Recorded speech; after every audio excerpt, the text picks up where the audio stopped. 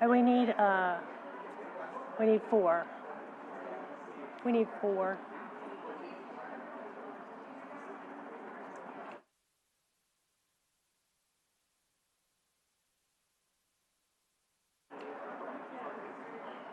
All right, roll call.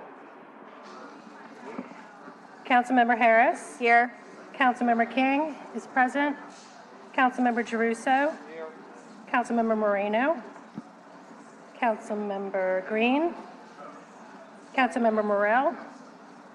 Councilmember Thomas. We have a quorum and for the Joint Committee. Okay, thank you.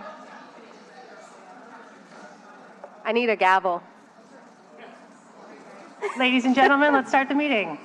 Let's start the meeting so we can get out of the meeting and enjoy the day. So today is Monday, April 22nd. It's the 4th Quality of Life Committee meeting for 2024, and it's a joint committee meeting with Community Development that Councilmember King chairs. Today is also Earth Day and Passover, so when I say let's get out of here, let's get out of here. We are here doing some motions, and then we also have the Big Green Easy Parks Master Plan in this meeting. We have a lot to cover, so why don't we go ahead and get started since we do have a quorum. Anita, you want to go ahead and we'll vote to approve the minutes?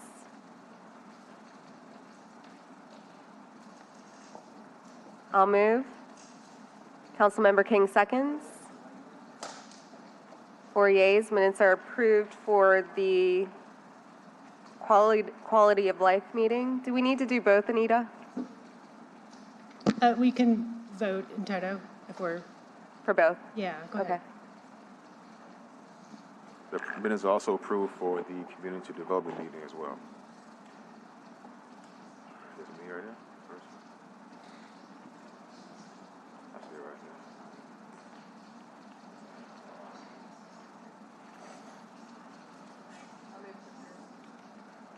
Seconded by Councilmember Green. Need one more vote. Actually, just for the record, let's withdraw my Oh, you're not on the I'm community? not on that committee. That's all right. Okay, so we'll, I guess, keep the community development meeting minutes not approved until we get somebody Not else. bad. Yep. Okay. All right, so these next 3 agenda items are agreements to put ARPA funds into programs that will benefit the community. Josh Schwartz is here, Director of Office of Economic Development, and he can provide background and answer any questions on the motions before we take them up for a vote. Thank you, Councilmember Harris. Thank you, council members. Happy to be back.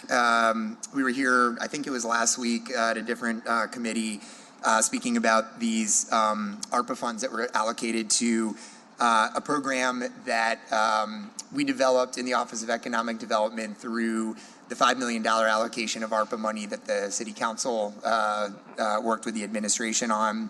The allocation overall was dedicated to economic mobility in motion, moving New Orleanians forward, which is a NOFA that the Office of Economic Development, led by Courtney Stuckwish-Wong, who's our deputy director, who did really amazing work on this.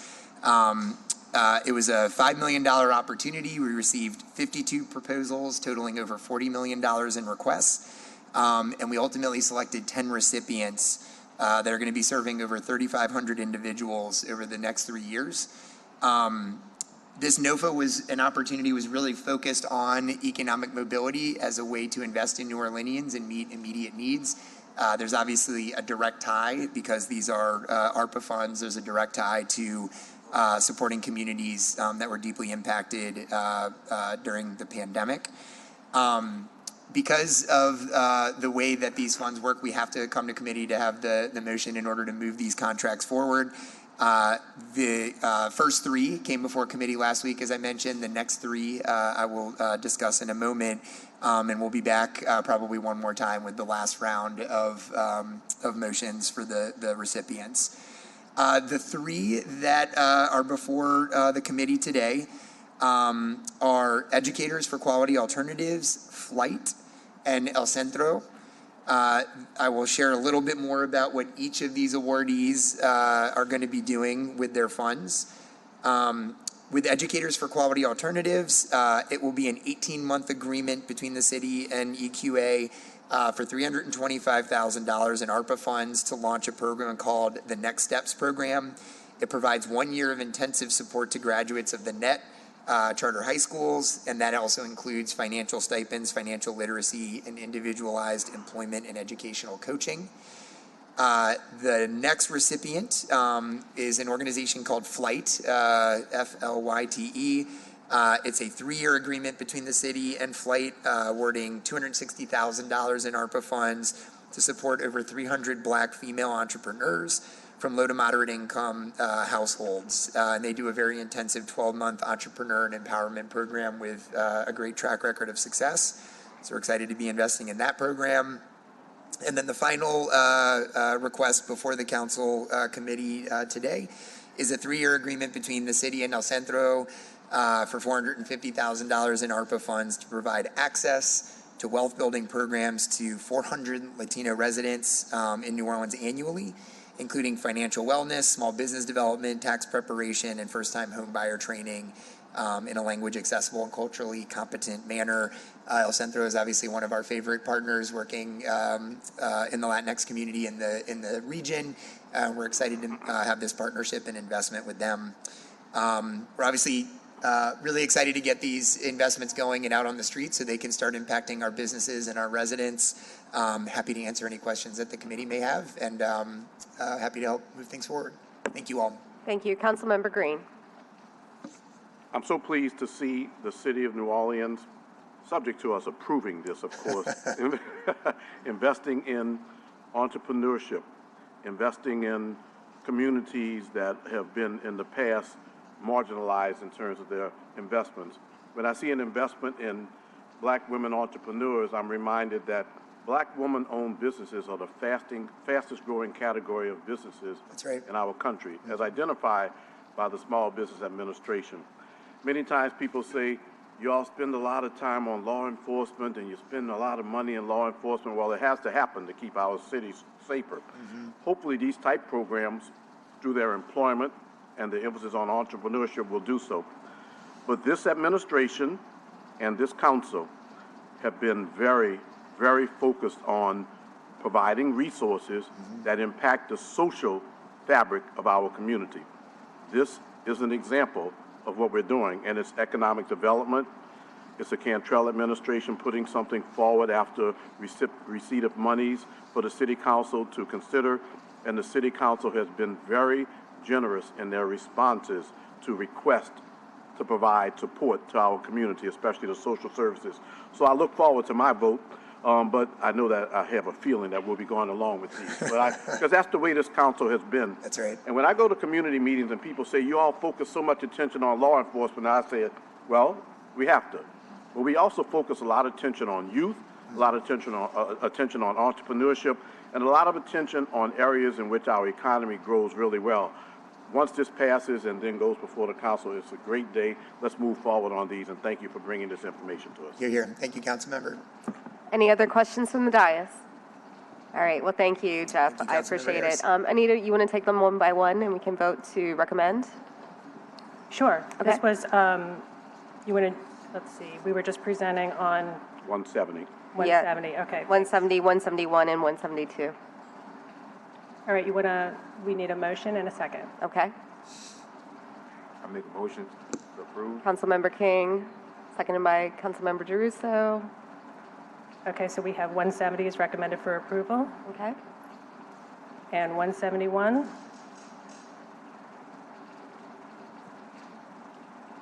All right. It's been moved and seconded. 4 yeas. Okay, that's recommended for approval. What's the next one? Did you speak on 172? Yes. Okay, I'll move. Seconded by Councilmember Green. All right, perfect. Thank you, Jeff. Thank you, council members. Councilmember, before we continue, let's go back to approving the Community Development Committee meeting. We do have a quorum of that committee, so we can go ahead and vote on the set of minutes. Okay. Make a motion to approve the minutes. I'll second. 4 yeas, no nays. The next item on the agenda is ordinance calendar number 34574. This is an ordinance to amend Chapter 30 of the City Code regarding permitting for film projects to establish permits and fees for certain applications related to filming. We have presenters are Carol Morton with Film New Orleans, Lisa Alexis with the Director of the Mayor's Office of Cultural Economy, the Jason Wagasback, Head of Possibilities for the Ranch Studios and President of LFEA.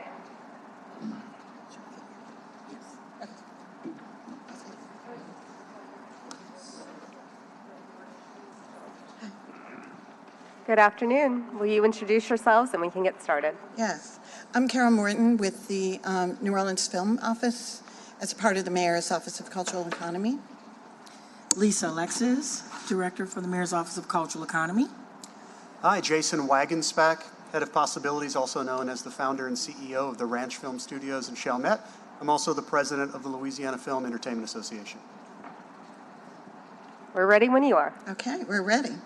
I will try to go through this quickly. It's a beautiful day outside. So the film industry is a vital economic driver in New Orleans, generating thousands of jobs and millions of dollars in revenue. Beyond direct spend, the industry plays a crucial role in attracting, expanding diverse businesses, providing opportunities to train residents in a diversity of skills, and offering one of the highest medium wages in the state. Currently, the city of New Orleans has never had a film permit, so we've been issuing outside of an actual film permit, utilizing a construction zone dumpster permit. Why do we need a film permit now? It's because all major cities in the United States have an actual film permit. Producers and film studios are familiar with a film permit. They're used to our construction zone permit, but it's mentioned quite often that we do not have a film permit.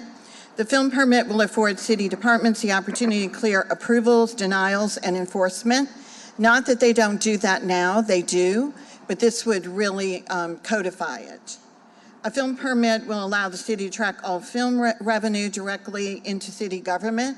We do that fairly well in the film office, but I think this would be a much more assured process to get all the data. The local film industry, LED, and major studios and production companies support the passage of the film permit.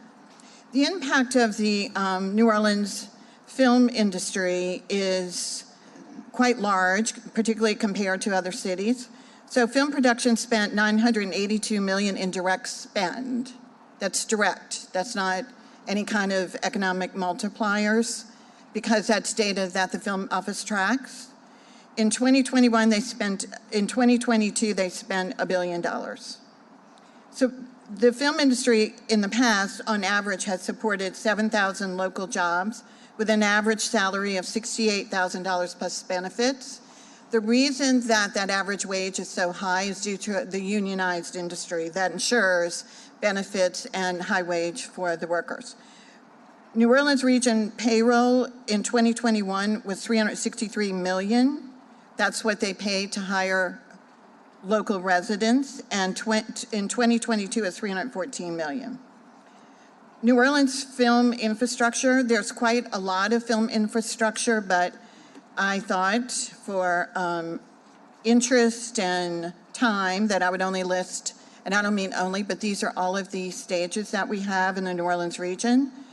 And these stages are part of what makes our infrastructure so attractive to the film industry and why we continue to attract major film, TV shows, in addition, an enormous number of commercials, independent films, and the like.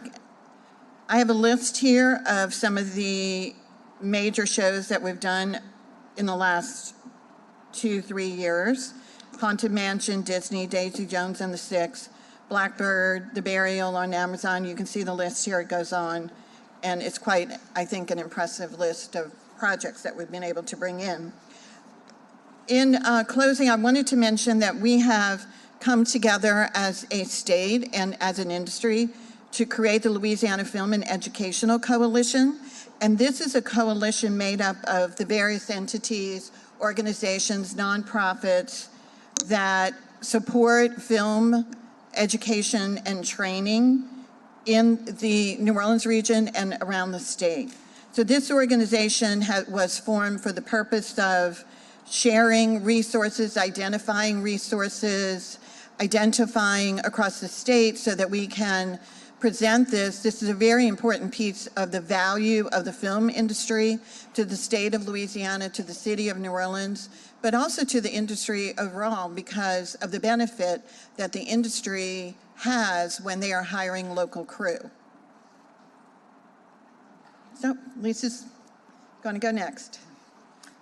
He's sitting here just to support the great work that has been done by the office, by the Film New Orleans office, and has established our city and our state as the 4th largest production hub in the United States. So just proud of the work, and we're very excited that we're at a point that we're going to seeking approval to establish a film permit. And so with that, I'm going to turn it over to Jason. Thank you. I appreciate to speak on behalf of this ordinance because I'm a former locations manager, was for almost a decade here in Orleans Parish before starting my studio in Chalmette, Louisiana. I have been working with Carol for several years on figuring out a way to implement a better process, and I'm really excited to see the fact that we're going to be moving towards the potential of a film permit here in New Orleans. I'm also, as the president of Louisiana Film Entertainment Association, recognize the fact that we are a growing industry. We're massive, as you've seen here, with hundreds of millions of dollars that is spent in the state of Louisiana. You see a large impact here in the greater New Orleans area, and we're excited about that, as well as working with Carol just mentioned with the Workforce Development Coalition, finding ways for direct paths for people to find jobs in our industry, which we find is vital to what it is that we've done and what we hope to create for the future. So thank you. Happy to answer any questions. Council members, any questions? No, sometimes things speak for themselves. I don't have a question, but I just want to say it's great to see many of the activities that take place surrounding the film industry here, and I appreciate the work that you do. If you ever want to move your studios to District D from Chalmette, man, I have an opportunity for you to work with 2 universities out there. That's another story. I love your enthusiasm. Yeah, thank you. No, but thank you very much for the work that you do, and thank you for promoting the culture of our city of New Orleans and the entertainment industry as you do, Ms. Alexis. Thank you. Carol, do you know how much revenue we're thinking might be generated with these permit changes? No, actually, I do not know Okay. what that may be. I do know that the numbers that I've been able to identify in the past was about $700,000 to $800,000 in direct revenue to the city, but I think that we would probably uncover more as a result of this. Yes. And that revenue, and this is probably a Gilbert question, but Councilmember Jerusha also probably knows, goes back into the general fund? Yes. Okay. It does, yes. Interesting. And then can I ask you what some challenges have been with permitting, specifically in neighborhoods? Sometimes you and I are copied on emails where people are complaining about some of the productions that are happening. In and of itself, production puts pressure on a neighborhood. It could be a street, could be several streets. The film office directly permits every single location. It doesn't initiate in the one-stop shop. And the reason why we do that is because we track how many times a production maybe has filmed in that house, on that street, in the neighborhood, and where the sensitive areas are. So we are aware if there is an elderly person on the street who may have some issues, and we're aware of that, then we work to ensure that that's not impacting them directly. The other thing that we do, and this is also very important, we take all calls. Every single issue, complaint comes to our office, either to myself or Brittany, who works in the office with me. We require flyers, so all the neighborhoods get flyers. Our number is on the flyer, so we take all those calls, and we take them 24/7. And when we get the call, I see it as an opportunity to be made aware of what the impact is for a particular community. We have also put in place, we have about a dozen right now of restrictions that we send out to our location managers it's not restrictions that you can't film here, but it's a problem. The street is a problem. Maybe the street is narrow. Maybe there's just something going on there that is just consistently problematic. So we try very hard, particularly in the French Quarter, and Bywater in areas that are extremely dense. But in every single neighborhood, we do the same thing. It's very important. It's not possible to have $1 billion worth of filming in our city when the country of Ireland the same year did 400 million, the entire country. So we are permitting $1 billion worth of business on the streets of New Orleans. So we have to work with our communities. Fantastic. Any other questions? Any comments online? All right, I'll go ahead and move to approve. Seconded by Councilmember Giarrusso. Oh. Oh, hey, I need your card. Well, just make your comment and then you can give us your card. All right, yeah. Thanks, Sage. My name is Sage Michael, New Orleans resident, Lincoln Beach advocate. I just have a question. Do y'all have Lincoln Beach on your list of locations to make films now or future? It's a landscape. It's a beach in New Orleans that your film industry, I think, would love. Yes, I agree with you. We've had some interest from the film industry, but as far as I know, it's still under development. But absolutely, we would love to have access to that for filming. Yeah, I think some sites under development could be used as film locations, as Six Flags has been used under film locations in the past, I believe. But if we could work out that driver, and if those funds be helped to bring back the site or even advertise the site, I know there have been some interest from Netflix that, I think that those they've been objected to. But I think there are some, Discovery Channel has been interested as well. Mm-hmm. These people have been contacting me for production on this site, but they have been meeting like some resistance. But I think it's an opportunity to have Lincoln Beach put on your list and actually used as a destination, because it's unlike any other place in New Orleans, Louisiana. Thank you. Thank you, and it is on my list, and I was involved in both of those requests, so I'm very hopeful that we will be able to rent Lincoln Beach when it's ready to be rented. Yeah, and I think Sage makes a good point. It's like where we have sensitive sites like Lincoln Beach or even the cemeteries where there's filming happening. I understand that the money goes into the general fund, but if we have a lot of productions in a particular place that could use those additional funds for sustainment, I think that is a big opportunity that we should be talking about and maybe talk about offline. Yes. No, thank you. I agree. That's possible. Yes. All right. So I need one more vote on this.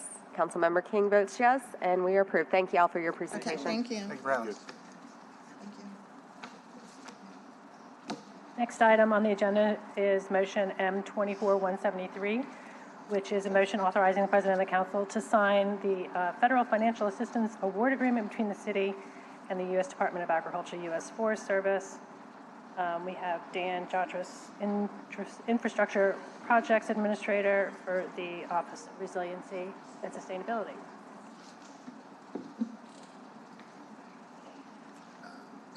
Good afternoon, council members. My name is Dan Jotras with the Office of Resilience and Sustainability. Here to talk about and answer any questions that y'all may have regarding this motion before you. This is pertaining to a federal grant award to the City of New Orleans from the U.S. Department of Agriculture and the U.S. Forest Service. It is an $8 million grant award that will be implemented by the city and a coalition of community nonprofit partners consistent with the goals and objectives of the funding program, which is the Urban and Community Forestry Program. This will be planting trees in underserved communities around the city, as well as doing workforce development activities with the community partners to develop job skills amongst residents who can then be part of the planting and maintaining of our urban tree canopy. This is a multi-year agreement over 5 years for the $8 million. And we are looking to get work underway later this year once all the contracting pieces are in place. So that is the high-level overview of the project. I'm happy to answer any questions that any of you have. Councilmember Green. I appreciate this investment, especially in communities that have been ignored. It does, over the years, not by us, over the years, it does make a tremendous difference when I go through even my district and I see communities that have a tree landscape that is so different from in other areas. I do want to ask you, just as you continue to do that work to make sure those communities get addressed, I want you to take a look at the Desire and Ninth Ward communities, which get ignored for a variety of reasons. And I got to emphasize that clearly there's been change, because I do that change too. But those are strategic, historic communities that could be even more attractive. And also it's important to lower the mean temperature in some of those communities, because honestly, some of them have no trees on any street. So I appreciate you taking a look. I know you got to look citywide, but that's my job while I'm here, to represent the citizens who are in my district. District D is a model community in terms of some areas, such as near the lakefront in the Gentilly area, Gentilly Woods, and now we planted a lot more trees in Pontchartrain Park. But there are some communities that have been ignored historically. Your assistance in addressing those concerns will be appreciated. Yes, no, thank you, Councilmember. And I don't have the list of communities that are included in this grant in front of me, but I can follow up with you on that. The program, the federal program, was very focused on underserved communities, and we're targeting neighborhoods in the city that have a very low percentage of tree canopy, to consistent with what was identified in the reforestation plan, to bring up the so that all neighborhoods have a new minimum percentage of tree canopies as we continue to invest towards that 40,000 new trees citywide, as laid out in the reforestation plan. And we're continuing to pursue other funding opportunities to be able to go beyond what this $8 million award will allow us to do. And that's why I asked, because I know that we're going to be successful, but then with that success comes an opportunity to get even additional funding. Just take a look, Yep, agreed. Thank you. Councilmember King, any questions? Yeah, I'm going to echo Councilmember Green's sentiments. I think it's a great program. I was at the Neighborhood Leadership Academy that's held here, and somebody specifically asked about tree coverage in Central City, which is heavily deforested. So I hope that's on your list, as well as Gerttown and some other Hoffman Triangle needs trees. Councilmember Green is absolutely right that we all know that, and we're going to hear from the Parks Master Plan, that a green city is a safer city and a more healthy city. So I would love to get that list, if you could circulate it to all council members to see who's included in the grants. The other two questions I have, and you might not have this information, is the types of trees that will be planted. Will they be sensitive to the neighborhood and the conditions in the neighborhood? Yeah, I don't specifically know the individual species. So the grant activities within that $8 million, a portion of it will be done through a contractor that Department of Parks and Parkways will be selecting, and then other portions will be done directly through the nonprofit organizations that are already in the community doing tree planting.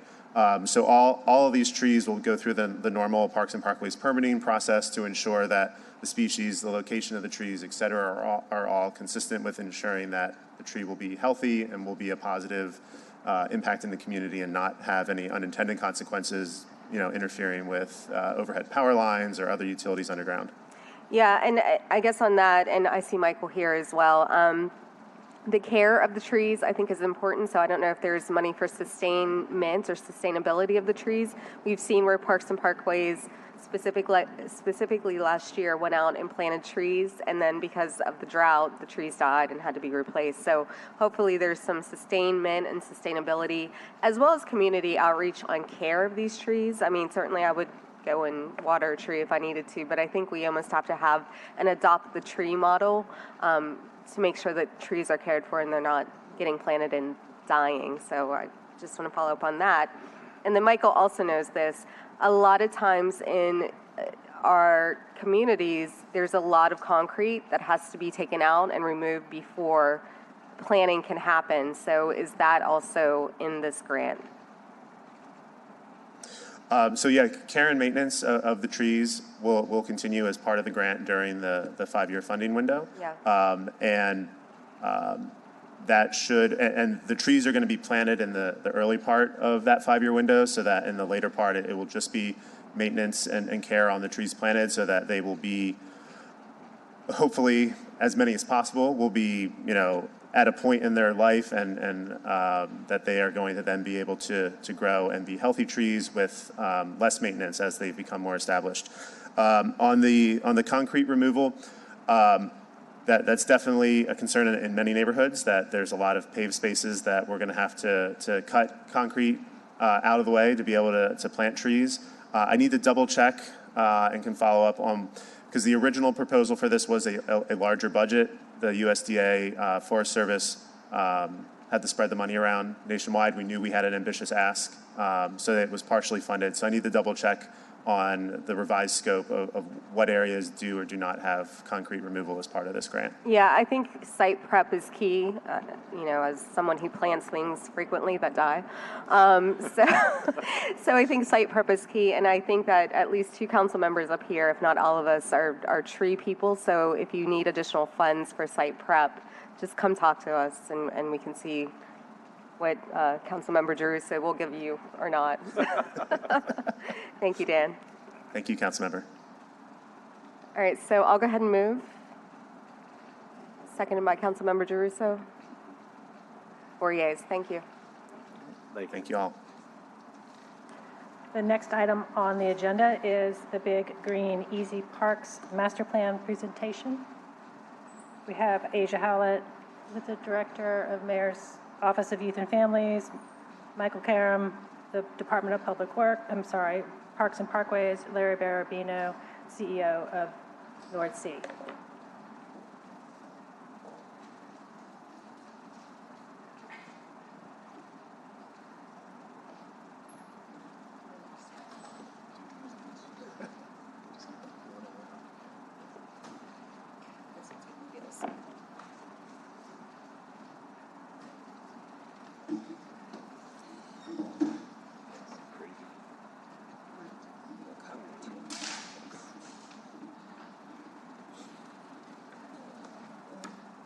Lovely people. Good afternoon. Good afternoon. Good afternoon. Good afternoon.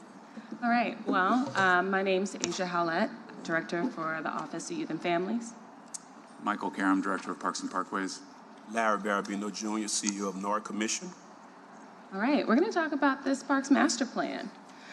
So in January, our Parks Master Plan, the Big Green Easy, was released, and we just wanted to make sure that we have the opportunity to share with council as it affects each of your districts, and to also just make sure that as we are doing long-term planning, we can continue to have touch points with y'all and community, so that way there's transparency in the rollout of this plan and the priorities moving forward. So just want to give a brief history on how we got to this point. As y'all know, in 2019, the voters approved the funding for parks through the Parks Millage. And then from there, our office, in partnership with the Parks Partners, so that's NORD, Parks and Parkways, City Park, and Audubon, came to the conclusion that it was important to have a master plan to really organize the work that we were going to do. So that's how the Big Green Easy came to be. The 2 main focuses of the Big Green Easy are equitable access and then environmentally resilient park systems. So that is just kind of, the history of how we got here. So as we were doing the work, what came from community, which we wanted to make sure that we uplift here, was build public trust, make high quality parks the backbone of the city's park and recreation system, and then also recognize the City Park and Recreation Center as essential infrastructure. And I think this slide is particularly important because when we talk about our green spaces, I think it often comes into a quality of life conversation as if it's lagniappe, but it's truly just the backbone of the physical environment that we live in. And so we want to make sure that that's constantly elevated in all of our spaces. So within the Big Easy, the Big Green Easy, there are these big moves. So these are really the ideas that have led, kind of been the through line of this master plan. So neighborhood parks for all, it should be a walkable experience for people to get to parks. Making sure there's community programming. That means the programming is matching what the community has asked for, and it's meeting the community's needs. Park and recreation delivery, so making sure, again, that it's accessible to everybody, everyone has it available. Sustainable funding, this is gonna be really important. This is not just a council piece, like this is the braiding of city, state, federal, and private dollars in order for us to get this plan done. And quite frankly, the plan moves as fast as the funding. So that's something that we have to be really cognizant of. The next piece is resilient and beautiful systems. Again, this is about the quality. We cannot keep putting the functionality without the quality in front of our communities and then expecting to have that buy-in. It has to be both, and it has to become our standard, which I know Mike and Larry are particularly focused on. And then the next piece is the iconic parks and landscapes. So what in the vast offerings of the city of New Orleans, when tourists come and when we think about who's been in our community for generations and generations, like are they able to say that we have iconic parks and landscapes across the board? And then the last one is alignment with other plans. And when I say the last, it is certainly not the least because we're actually going to talk about that the most. And then I wanted to bring us to the opportunities, because when we're looking at the investment in our land, the opportunities are greater than just like it's beautiful, right? Like we are talking about some examples that we've seen across the country. So encouraging active lifestyles and reduce health costs. So we've again seen that community having access to this, it's going to improve our health overall. I think this one is really cool. So strengthen local economies and create job opportunities. So in Denver, there was a $1.2 million federal park grant that resulted in over $2.5 billion in local public and private investments. So what we're saying is we don't think that it necessarily takes a lot, but it takes, putting our mouth where our money is, our money where our mouth is. We got to do something in order to get something is what I'm trying to tell you. So that's one of those things I was really excited about. I think increase community engagement and reduce crime. I talk about this a lot when we are thinking about how are we keeping our communities safe. Everyone has this idea of like, oh, when people are sitting on the porches and, in the evenings, and I'm like, yeah, that's actually a safety mechanism. When people are sitting outside, that means there's eyes on your neighborhood, there's eyes on the community. That means that me as a mother, when my child is outside, she can't really walk that well yet, but as she gets older, her ability to be outside and to be safe is also the ability to have other people in the community present. And people will be present when there's beautiful things to look at. So it's bigger than just, do I want nice things? It's encouraging people to engage with their physical environment. Again, keeping our air clean. Again, thinking about if we have an equitable cityscape, that means that there is a healthy physical environment. So what's in the works? When the Parks Master Plan came out, and I'm sure all of you have had a chance to check this out, there are 3 tiers of work that will be done. And then you'll also notice that there's a 1-year plan and a 10-year plan. But with that being said, the city has already been doing much of this work because we weren't waiting on a master plan in order for us to identify what needs to be invested in or reinvested in or created. So what I wanted to do was just point out by district. It's going to be hard to see, so we can email it out to you. But we wanted to point out by district that there are things that are already in the work. If it's green, that means it's done. If it's yellow, it means that it's in progress. If it's purple, that means that it is going to be one of our new iconic spaces, which we'll talk about towards the end. And again, you can see this for each district. The city is already starting the work, and in some cases have already finished the work. I say that to say we are constantly refocusing on what is next and what can we make sure that people are aware of for their own context so they understand that the city is invested in this already and no matter what moving forward. So when you think about next steps for this work, I brought up the 1 and the 10-year plan because I think those are like clear steps where people are like, okay, yeah, so this is what's supposed to be happening. But I actually want to bring us back and say that we recognize that the Big Green Easy is a plan. And all plans have to be married with the reality of government timelines, so that way we can actually make sure they come to fruition. That means that they also have to be communicated even after putting it out with community to make sure, hey, did we get this right? Did we hear you correctly? And it's an ongoing process. So we are saying first things first is that we know that we need to marry this plan with the reality, and that means that some things may shift and realign, but they're still happening. The second piece of that, and I think this goes to the alignment with reality, is overlaying with existing plans. A thing that I hear often, I've heard council members say it, I hear community members say it often, they say, hey, we've had 50 million plans over many, many, many cycles. And we say, yep, and then everyone says, and they've been shelved. So what's going on with those plans? And so we are saying, we hear you, we agree. So one of the key things that needs to happen is overlaying all of these plans to understand and put together the intersections. So when you look at the 21st Century Master Plan, you can say, oh yeah, this is actually the same thing that's in the Parks Master Plan, so I can have confidence that it'll get done. That's the same thing when we're looking at the capital projects plans, right? So Larry, in particular, right, when he's doing all of his planning and figuring out what's next, there are a whole bunch of things that are already running through capital projects. And so we want to make sure, again, that we are making sure these plans overlay. Same with the Youth Master Plan, same with the Net Zero by 2050. All of these plans should have consistent content. The next piece of that is making sure that we're doing the long-term and sustained community engagement. So as we are getting this work done, making sure that we've actually figured out when our touch points with community will be, so we can continue to get their feedback. I know Parks for All has been a huge partner in getting feedback and making sure that we have a clear plan moving forward, and so we want to be able to continue that partnership. And then the last piece of this is the creation of iconic parks, and we're going to get into that in a second. But the reason that this is on here as next steps is because the iconic parks is an opportunity for us to say right off the bat that we are ready to invest and that we're going to do this. So we don't want people to have to wait several years for the planning process to be done when we know for a fact what samples of this can look like.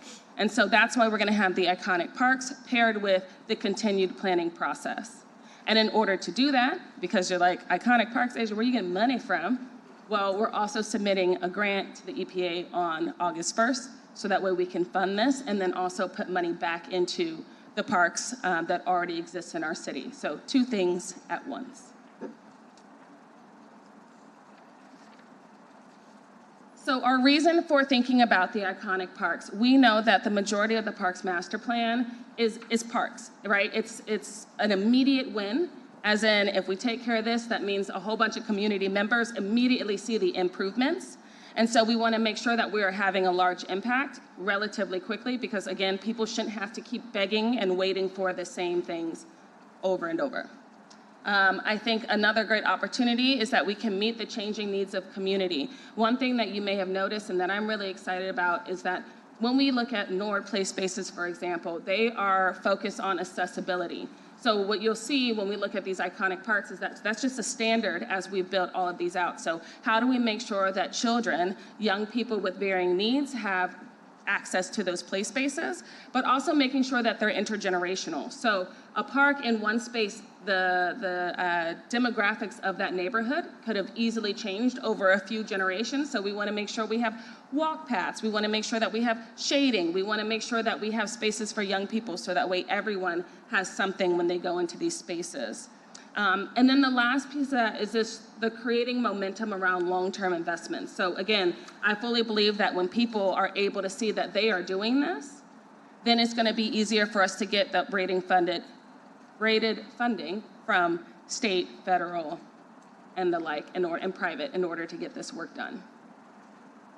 So we know Keller. Keller is really exciting because we actually had a meeting this morning as we are looking at the work plan so we can get our RFPs out so that way we can go ahead and get started on this work. And so again, I know that Councilmember Harris has seen this, but this is one of the schemas for Keller. And so now we're taking this and it's going to go to the architects so that way they can start figuring out what are all of the hard pieces to get this done. So again, this is not a plan that we're saying down the road when we finish getting our ducks in a row. We're saying we're starting this today and we're doing the planning and the construction in tandem. The next one we have Goins, that's going to be in the lower 9, and you'll notice all of these spaces sit right in the middle of communities, right in the middle of neighborhoods. So we're saying right in the middle of your neighborhood, you can have something really beautiful and special, right? So not only are they of the quality, but also when we talk about the the tree canopies and all of the different pieces that we're just naming around resiliency, we can keep that stuff going as we're building in our new spaces. And then the third of the parks is Barrington, which you can see in that top right corner. It is currently a forest that can easily transition into this space. And all of these were done with community, sitting down, having conversations with them. And it's the same thing that, again, we'll do with all of these spaces. But we have to stand up something for people, again, to believe it. So if you're like, okay, but what about mine? And I'll be like, okay, well, I can move as fast as the money. So y'all let me know what you want. And I know that these two gentlemen are completely invested in this. I mean, I think the bigger picture of this is that we really value connectivity across the city of New Orleans. I, in particular, if it's like, well, why does OYF have this when you have parks and parkways and Nord? Because I'm like, at the end of the day, if you want to see something different from our young people and their families, the environment, the physical environment young people are being raised in has to change. You cannot keep expecting different outcomes when what they go home to, what they're forced to look at every day, what they have to walk through is not representative of where you want them to be. So if you want anything to happen with young people, you want anything to happen with families, then the investment in parks, parkways is going to be essential. So, questions? Councilmember Jerusha. Hey, good afternoon. So my first question is, City Park right now is undergoing a master planning process. How does what they're doing and what other parks may be trying to do fold in? You use a word that's very important to me, braiding the money. So how do we make sure that they're not going in one direction and the city's going in a separate one? Yeah. So, I mean, and I think Larry and Mike could also probably hop in on this, but yeah. So City Park Conservancy as well as Audubon Institute were at the table when we had these meetings. We had several community meetings. And they were at the table. So they had the opportunity to absorb and take in what the community wanted through those landscapes, through those facilities as well. So that was one of the key parts about it, because we not only engaged NORD and Parks and Parkways, we also engaged the Lakefront. We also engaged Audubon Institute, City Park. Everyone was at the table. So this information that was built into this master plan is absorbed and should be absorbed into the master planning as City Park is doing their master planning as well. Okay, well, I guess I just want to make sure that's happening, because what I don't want is two groups going in different directions and then getting different results to have a shelf plan. And then also, and I mean, this isn't my district, but I'll speak for the resiliency stuff.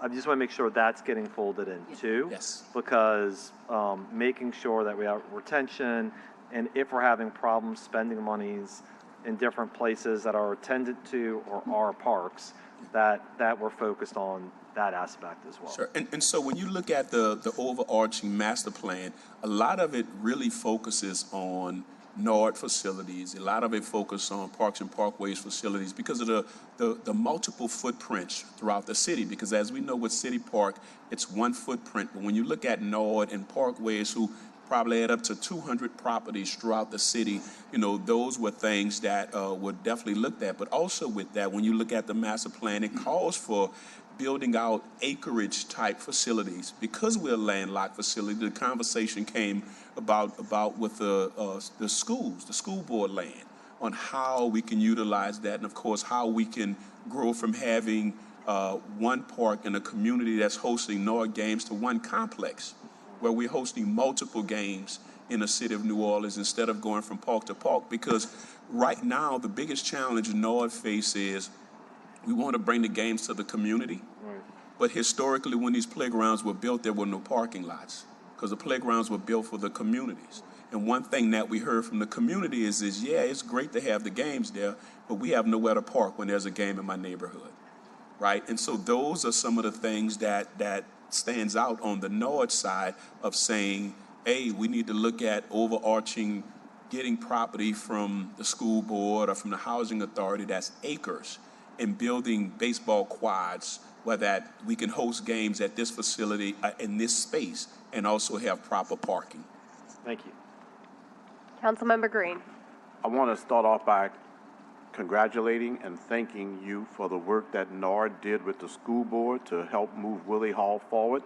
That's a tremendous and exciting project. As part of the Resilience District, the storage capacity, the water that's going to be stored underground, but just getting that community, that historic community, focused again on the benefits of Willie Hall is important. And that's one of those good news stories that you're not going to see a lot, but a deal was worked out between the school board and the city, and it's been a long time. Yes. But it's important to recognize the positives when they are out there.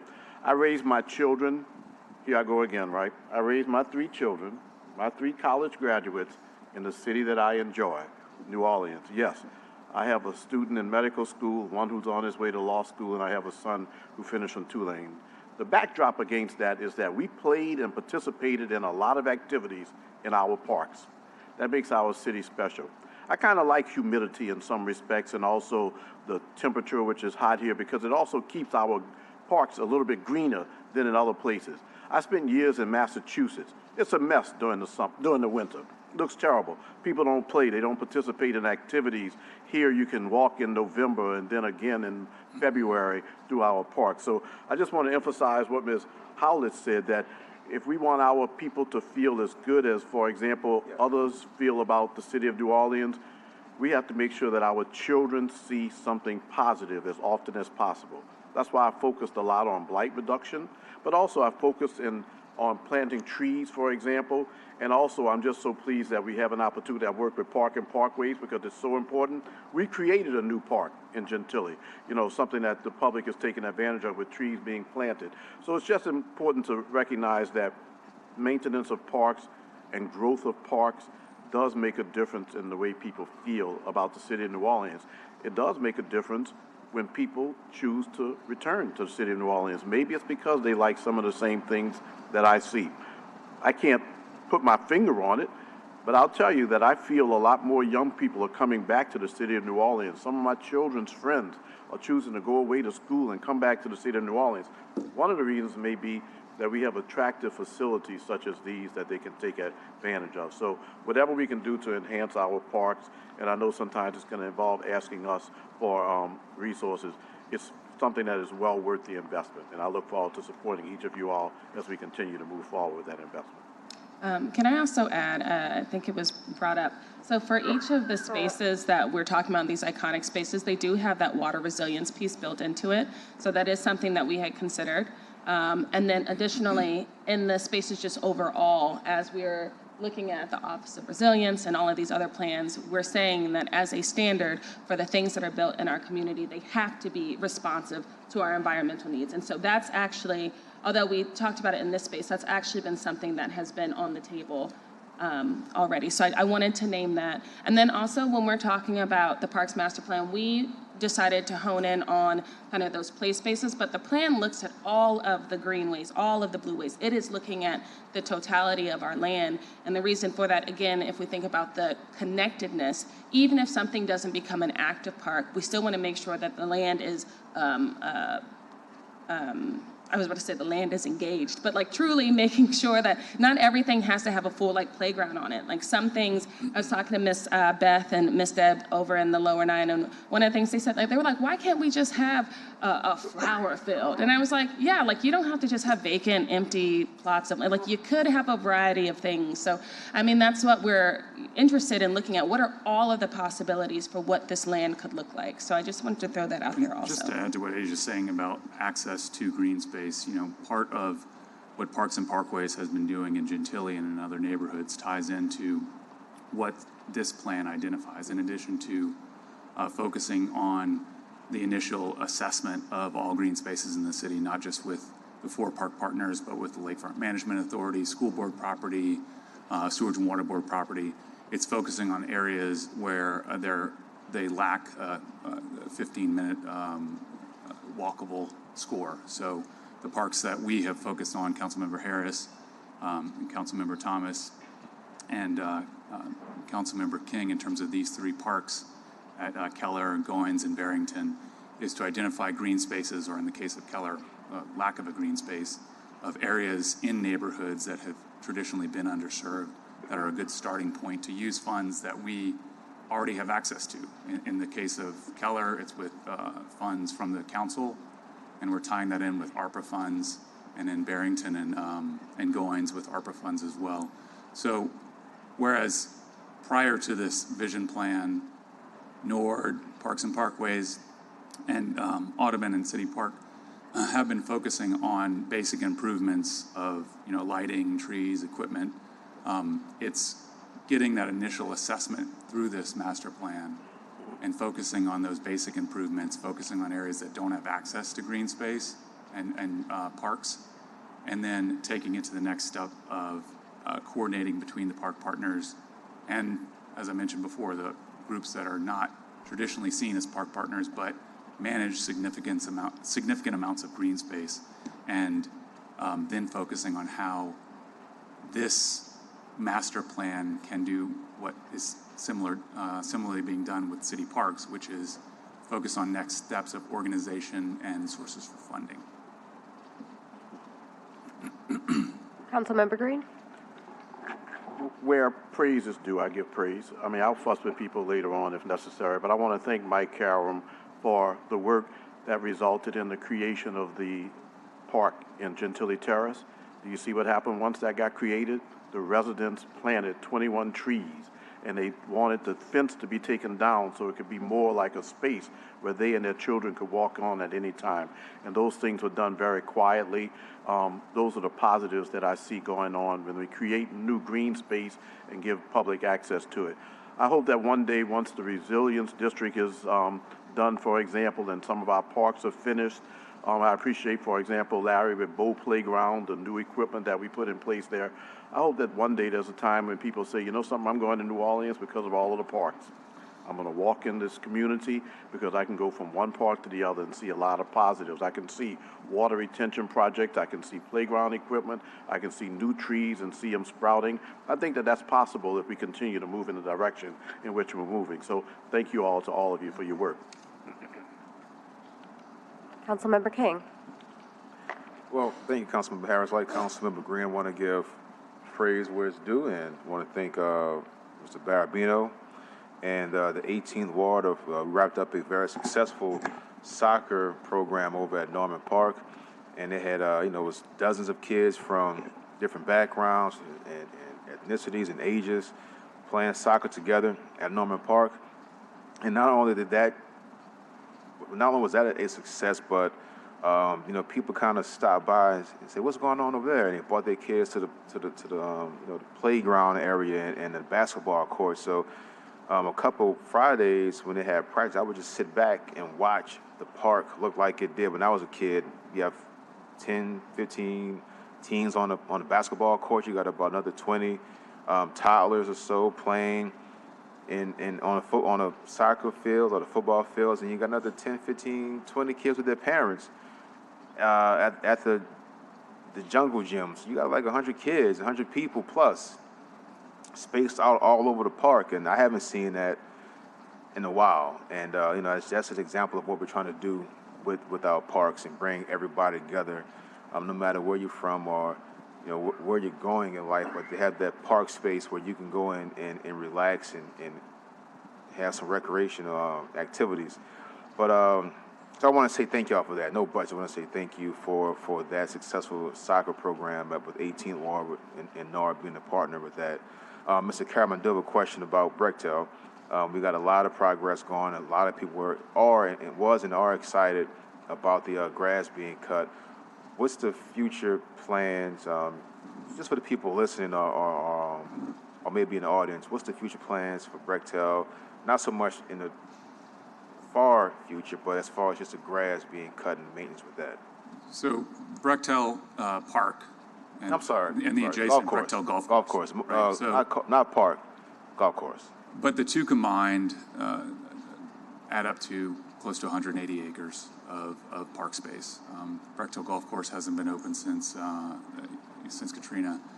But tied into this master plan, using ARPA dollars, is the plan to put forth to conduct a master plan study for this area, similar to some of the city's more iconic spaces, Morris FX Jeff, City Park Audubon, to focus on such a large tract and to put together medium and long-term plans to improve the space. As I've mentioned at your community meeting recently, all of that takes time, both in terms of harnessing state capital outlay funding for potential multi-sport fields and a master plan that ties in both the former golf course and the current park. But in the short term, it's using department budget to improve the exterior of the space and to continue to maintain at least a third, possibly more of the acreage inside the park, so that the appearance of the space and to repair the fencing in the near term, in a matter of months, is improved, so that the community along Berman Place and Berman Highway and Tullis can see an improved space, even if it isn't at the point of being accessible at this time. Well, that's what I was hoping to hear. Ms. Asia mentioned it earlier, to change how kids feel about the community, what they see every day. And it's been 20 plus years, well, almost 20 years since Katrina, and they've, not just the kids, but everyone who passes, entering or exiting Orleans Parish, see the overgrown grass, and you all have done a great job. I'm just concerned that it's getting spring season, it'll be summertime soon, and the grass and weeds and trees grow very rapidly. So I want the momentum we've had, that we lose the momentum. Yeah, so we have been out cutting it. After the contractor cut it in December, we came out and cut it again. And the plans that I discussed in your community meeting recently are in the works to address fencing and exterior. So those are in the works, and it's just a matter of time before those get improved. All right, thank you. Councilmember Thomas. My COVID test came back negative, but I just wanted to give it a few more minutes to make sure. Green space is so important. It's therapeutic. Riding the lakefront, from the lakefront to Brechtel, from Audubon Park to the Nature Center. And I'm so thankful to the committee that's working with you guys to focus on what I think is nature is one of the most therapeutic things that we have. The ability to sit in some green space, sit under the sun, or even a light rain, but to take advantage of all those spots. I'm just reminded of the study that Christina Ford did decades ago that got put on the shelf. So hopefully this time, the only thing that'll be on the shelf is our inability to provide more green space to people. I tell folk all the time, in the 60s, this city had over 600,000 people that lived here. We have 376,000 people now. So we have space. We have a lot of space to create environments where people can feel good and that can help people in terms of nature. So thank you guys very much. I'll just say kudos to y'all on Keller Park. I'm really excited about it. I'm excited about getting more NORD programming in there as well. What is the status of A.L. Davis Park and the retention, water, drainage situation? So to my understanding, a contractor has been selected for that package, and it's A.L. Davis, Taylor Playground, Burke Playground, Annunciation. Yeah, so it's all of those that's collectively in it. A contractor has been selected. They're going to be rolling out soon. I want to say they should be kicking off the first one because there's one contractor that won all those projects. So I think by June they should be starting the work on the first one. And my recommendation was for it to be L. Davis so that they can get it going, get it done, and we back open for, of course, next year for Super Sunday and things like that. And so that's something that they're committed to, but also we're looking at those parks that's active with the sports programs and how we're going to attack them. But yeah, so hopefully by looking at them, A.L. Davis might be the first one. And so when we finish those renovations, we're ready to everything to be fully open. But the pool is slated to be open this summer. I was going to ask. Yes, the pool is slated to be open this summer, yes. And do you want to give a plug for lifeguards right now?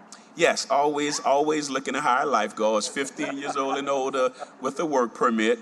I don't know if there's nowhere else you can get making $17+ an hour working during summer months. And for the record, we were told by Red Cross that we have one of the highest salaries for public pools throughout the country. So lifeguard salary starts at about $17.61 an hour. We're looking to hire up to 150 lifeguards to open all pools. NORD is hiring. You need to know how to swim. We're providing all the trainings and license and know how to swim, pass the drug test. Those are the two main requirements. Great, thank you. And I was just spending time with Brown Girls Swim, and I don't know if you're connected with that organization, but certainly we need to, if you're not, we need to connect you so we can get some lifeguards who are Brown Girls. Yes, we've definitely been in communications with them, and so we've been back and forth with different dialogues, but yes. Okay, awesome. If there are no other questions from council members, we'll go ahead to public comment. I have a comment from Buck Landry, but you're trying to assign your time to Scott. You can't, but you were in support. Do you want to speak anyway? Come on, Mr. Landry.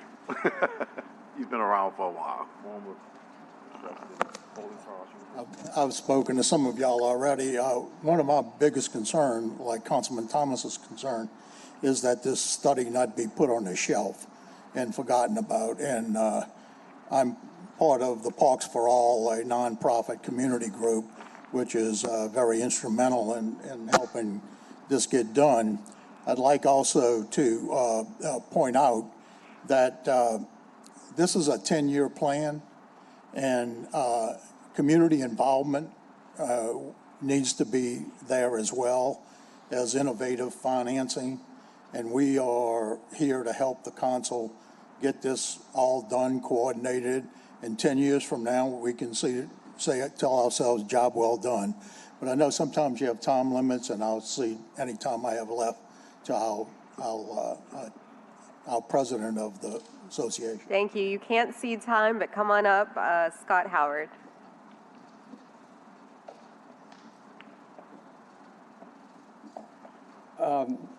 Thank you. Scott Howard, President of Parks for All. By the way, this is Parks for All's 10th birthday. Okay. And we've been chasing rainbows for a long time. Every now and then we stumble across a pot of gold. We were involved in supporting the millages that resulted in bringing the parks together, creating more money. We've been opposed to commercializing green space. We've won some, we've lost some. We appreciate and we encourage the council and it agreed to adopt resolution to make sure that we don't have any loss of green space. We did an analysis in concert with LSU to look at 75 of our parks, 15 in each of the 5 councilmanic districts, in order to create a template of what it would look like to examine all of our parks, each and every one, and grade them, and the master plan has looked at that. I have other prepared remarks, but I'm in the interest of time, because in a way, I realize this is completely preaching to the converted after all of your remarks. I want to thank Asia for all the work that she's been doing to help dovetail this plan with what's already happening in the city. Mike and Larry have been key partners along with City Park and Audubon and others to make sure this gets done. So there's a lot of gratitude and kudos to spread around. I just want to say in closing that this is a good plan. It's a long plan. It's 205 pages. But it's really inspirational. It brims with recommendations that make a lot of sense. But this is not. It has a 1-year plan, a sort of let's get going plan. It has a 10-year plan, as Buck said. But this isn't a 10-year plan. This is a 50-year plan. It's a 100-year plan. And the issue now is just getting started with it. And you all, I guess as a committee, I'm not totally familiar with how the procedure works, but as a committee, if you're to recommend this to the rest of the city council, please do so. Let's adopt and memorialize this plan, hand it on to the next administration, to your successors, so that in the fullness of time, this plan takes root. Thank you. Thank you. Sage Michael.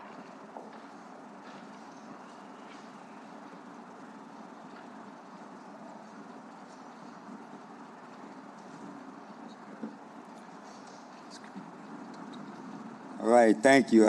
I'll try to watch my 2 minutes. Okay, first of all, parks saved my life. I was part of the no-cut policy of NORD back in my days at Comiskey Park, where it is, if you didn't have athletic skills, they still let you on the team. Jürgen Rister, who has since, transitioned, he used to pick us up from the Lafitte Project, from the Abbeville Project. Mr. Goodwill and all of them are true members of our community that have been playing a long time in parks. They saved my life, and they saved a lot of my community lives. Parks provide recreation, cultural exchange, and outdoor recreation. I'm proud to actually support NORD Outdoors by Mr. Justin at Joe Brown Park. They have free canoeing in New Orleans East and kayaking. A lot of people don't know that. We talk about the Audubon Nature Center, that's fine and dandy, but Joe Brown Park have a lot of amenities and outdoors. We have taken, through my work with Healthy Golf, we have taken teachers that part of a Youth and Vision project to give teachers the experience on the water, so they can open up their curriculum to their students, which is very great right now. They enjoyed that as well. I will go on to say I'm thankful of the current stormwater management projects that's been going on with NORD. I attended presentation at St. Anthony. We talk about proposals about the Greenway and things like that, and I'm hopeful for the green infrastructure at Lake Barrington as well. But getting down to talking about the future of our parks, our current park situation. What about the maintenance, the current maintenance of our parks, as we talk about the future of it? I advocate for Lincoln Beach, and I'm watching. I Google Lincoln Beach everywhere. Whenever it pop up, I'm showing up. So while Lincoln Beach is on this committee parks meeting list, and I'm Office of Resilience, there exists environment and justice on Lincoln Beach that thousands of gallons of standing water has been standing on their property since it closed. I don't existed from pitch, from excavation and things like that, but that's a quasi-life issue, council member, that puts thousands and millions of mosquitoes and sandfly, other pathogens on that Little Woods community. I myself have been, over the past 4 years, installing a hydraulic restoration system by hand, making sure that water doesn't stand on their product but goes to the marshland. My time is up. I have to leave today because I have a sump pump right now. There's a pit of water right now with millions of mosquito larvae and sandflies that's right now on that site since the last April 11 flooding. This pit is on there from excavation. This is city-owned property. Who's going to maintain that city-owned property? While Lincoln Beach has about $30 or $40 million worth of it, everybody's putting their name tag on it, but who's maintaining it but me? And I'm tired. This environment and justice on the Little Woods community, on my community on the east, that truck that spray smoke, mosquito dust, does nothing. My daddy says, solve the problem, remove the water. So when I leave here, I have a generator and a sump pump that will be put in that pit to remove the standing water so my community don't get suffer from that quality of life issue. Please provide maintenance to these properties that has these historic value. While we're talking about future, what are we doing today? Thank you. And Sage, listen, I will never cut you off. You could talk for an hour. Not really. No, I'm kidding. But over your 2 minutes for sure. But yeah, Asia, please. I actually wouldn't mind answering at least a piece of that. Please. Thanks, Sage. So in the grant that we're going for, it's a $20 million grant, and our 3 parks do not cost $20 million. So we actually do want to use those funds also to go back to the parks that already exist. So we agree with you. I know that doesn't cover Lincoln Beach in particular, but we have been thinking about that support. And because I'm a shameless advocate, there are going to be ARPA dollars that need to be reallocated. And so if y'all don't have a plan, we do. Just want to throw that out there also. And thank you for that. And as the point was made about coordination of plans, right now the community put out a community vision report that's adopted into the city planning. Right now, we have a contract with Saatchi Associates to create a master plan for the project, which will be due next year sometime. We were just informed by the project manager that UNO has $30,000 funding, and they're at 30% completion of a parking lot plan that includes stormwater features, and that plan has had no public input. And so as we talk about coordination plans, these are many different entities that have plans, some with public input, some with no public input. And as we move forward, let's make sure we all aligned and bring it all to the table. Thank you. Thank you, Sage. And point well taken, we do need to focus on maintenance, and I know we're often in communication with Michael and Larry about maintenance of our parks, and we will continue to push that. And I thank you for your efforts because they have, in many cases, resolved issues that are longstanding. Asia, thank you for your advocacy, and thank you for the plug for the reallocation of ARPA funds. Again, we have a Councilmember council Harris, I'm that... sorry, I have one online comment. Yeah, I'll get to that, but Asia, just thank you for your advocacy, and again, we have a council that seems to be ready to fund green infrastructure and green things. Anita? This is from Tribble Condor. He says, "It is my hope that the Big Green Easy Parks Master Plan includes activities and spaces for families that have children with special needs, such as those with ADHD and those who are artistic. I'm a social worker and work with many families with kids with special needs. In Houston, Texas alone, there are 13 parks for kids with all abilities. Those that represent the Big Easy Parks Master Plan should go online and see what Houston, Texas is doing for their families. Their parks are absolutely beautiful and breathtaking. To name a few of the countless of thousands of parks, please check them out: Tranquility Park, Herman Park, City Center, McGovern Park, Centennial Gardens, Memorial Park, Buffalo Bayou Park. They're not only breathtaking, but they're absolutely clean and spotless. No trash, no garbage." We agree. Yes, yes. So with saying that is the direction that we're moving in. We have an all-inclusive park that we did in partnership years ago with Knicks. Right now, thanks to the funding from Senator James Jimmy Harris, we're building an all-inclusive park now next to Gurnan Brown Recreation Center. And moving forward, every park that's in any of our plans going forward will be all-inclusive for kids, whether it's a physical disability, autism. There will be something there for them to do, because it's about them being able to come together with their brother or sister or whomever and just be able to play, because it'll be all-inclusive. Because right now, all the playgrounds were built and they say that they're ADA compliant. Well, a kid can go up a ramp, but then what? Right? So now, but there are special features that's going to be at every single build that NOAA does going forward. Fantastic. If there are no other comments, Councilmember Green moves to adjourn. Councilmember King seconds. All in favor? Aye. Thank you all. Thank you.